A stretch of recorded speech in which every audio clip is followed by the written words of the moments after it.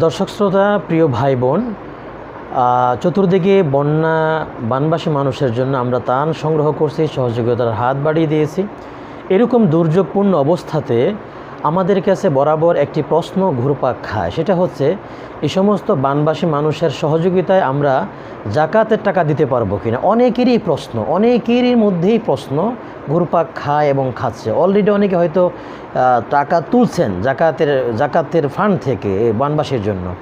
সুতরাং এই প্রশ্নের বা এই মাসলাটা আমাদের সকলের জানা দরকার। জাকাতের টাকা বানবাসী মানুষ বা এই রকমের দুর্যোগপূর্ণ কোনো সমস্যা ক্ষতিগ্রস্ত মানুষ যখন হঠাৎ করে হয়, তাদের জন্য খরচ করা যাবে এক কথায় বলা যাবে না, এবং যাবে না এটাও ভাবে বলা যাবে না। একটু ব্যাখ্যা করে বলা লাগবে খুব সংক্ষেপে।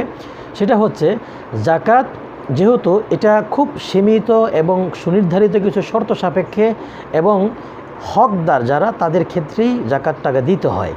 সুতরাং বানবাসী মানুষের ক্ষেত্রে এরকম যদি কোনো হকদার ব্যক্তির কাছে খুব সুনির্দিষ্টভাবে জাকাতের টাকা হাত দেওয়া যায়, তাহলে জাকাত দেওয়া যাবে এবং জাকাত আদায় হবে। কিন্তু বিষয় হচ্ছে, যে পরিমাণ বানবাসী এবং কোনো আগুন বা কোনো দুর্যোগ হইলে তখন আমরা ব্যাপকভাবে মানুষ থেকে টাকা পয়সা আমরা দেই, এবং এই টাকা পয়সাগুলো দেখা যায় ব্যাপক হারে এগুলো বিতরণ করা হয়, সেখানে ধর্ম বর্ণ নির্বিশেষে এবং ধনী গরিব সকলে। এবং এখানে আরেকটা জিনিস মনে রাখতে হবে যে বন্যার কারণে বা কোনো দুর্যোগে পড়ার কারণে সাময়িক মানুষটা কষ্টে থাকে, এই কারণেই সে যে জাকাতের হকদার হয়ে যায় না। হ্যাঁ, তার ব্যালেন্স থাকে, অন্য সামর্থ্য থাকে, কিন্তু সাময়িক অসুবিধায় সে পড়ে, তার কিছু সহযোগিতার প্রয়োজন হয় বটে। এক্ষেত্রে এই জন্য সে যে জাকাতের উপযুক্ত হয় এরকম না।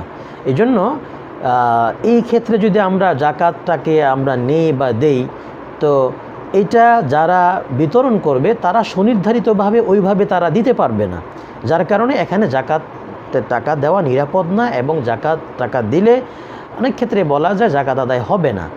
হ্যাঁ, এখন কেউ যদি আমাকে বলে আপনাকে আমি 5,000 টাকা জাকাত দিলাম, তখন আমি যদি বা যাকে আমি টাকাটা দিব, সে যদি একেবারেই খুব খোঁজখবর নিয়ে জানা শোনা বুঝে শুনে একেবারেই প্রকৃত হকদার তাদের কাছে যদি টাকাটা দেয় এই সময়েও, তাহলে তো অবশ্য আদায় হবে। কিন্তু এই রকমের চিন্তা ফিকির করা এই সময়টা বড় কঠিন। এই জন্য আমাদের সাবধান থাকতে হবে। অনেকে আমরা ঢালাওভাবে বলছি জাকাত দেওয়ার জন্য বা নেওয়ার জন্য, সুতরাং আমরা সাধারণ দানের ক্ষেত্রে করব, মানুষকে উৎসাহিত করব, কিন্তু জাকাত এই ক্ষেত্রে বা এই সমস্ত অবস্থাতে আমরা জাকাত দেওয়া থেকে বিরত থাকবো ইনশাআল্লাহ।